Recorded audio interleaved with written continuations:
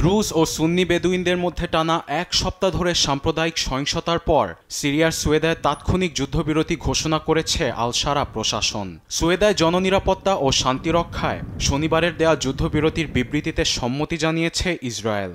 এর পরপরই সকল পক্ষকে যুদ্ধবিরতি মেনে চলার আহ্বান জানান সিরিয়ার অন্তর্বর্তীকালীন প্রেসিডেন্ট আহমেদ আল শারা। রাষ্ট্রীয় আদেশ অনুযায়ী সকলকে যুদ্ধবিরতির প্রতি সম্মান জানানোর পাশাপাশি তা বজায় রাখতে সহযোগিতার আহ্বান জানাচ্ছে। এই পরিস্থিতি থেকে শান্তির পথে হাঁটতে সকলকে ঐক্যবদ্ধ হতে হবে। এমন ঘটনায় সরকারের কোনো সম্পৃক্ততা নেই বলেও জানান তিনি। সংখ্যালঘুদের জীবন রক্ষায় সিরিয়ার সরকার প্রতিশ্রুতিবদ্ধ। এমন সহিংসতার পেছনে জড়িত কাউকে ছাড় দেওয়া হবে না। আইনের আওতায় এনে তাদের জবাবদিহির মুখোমুখি করা হবে। এমন ঘটনার পেছনে সরকারের কোনো হাত নেই।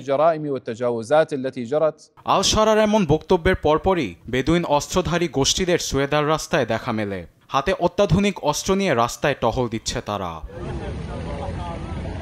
এদিকে সুয়েদায় সিরিয়ার নিরাপত্তা বাহিনী প্রবেশ শুরু করেছে বলে জানিয়েছে দেশটির স্বরাষ্ট্র মন্ত্রণালয়।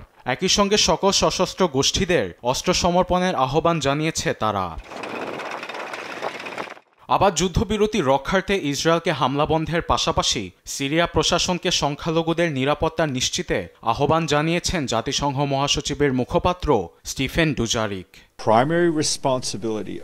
সিরিয়ার আঞ্চলিক অখণ্ডতা রক্ষার্থে ইসরায়েলি হামলা বন্ধের আহ্বান জানাচ্ছি। একই সঙ্গে দ্রুজ সহ অন্যান্য সংখ্যালঘুদের নিরাপত্তা বজায় রাখা সিরীয় প্রশাসনের দায়িত্ব ও কর্তব্য। এদিকে দখলকৃত গোলান মালভূমিতে দ্রুজদের প্রবেশ ঠেকাতে কাঁটাতারের পাশাপাশি কংক্রিটের ব্যারিকেড বসিয়েছে ইসরায়েলি সেনাবাহিনী। প্রদেশটি ছেড়ে যেতে পারছে না বলে অভিযোগ অনেকেরই। আবার নিহত ব্যক্তিদের প্রতি সমবেদনা জানাতে ইসরায়েলি বাহিনীর সামনে প্ল্যাকার্ড ও পতাকা হাতে জড়ো হয়েছেন দ্রুজ সম্প্রদায়ের মানুষরা। আরবিদ আফসার, নিউজ ডেস্ক, দেশ টিভি।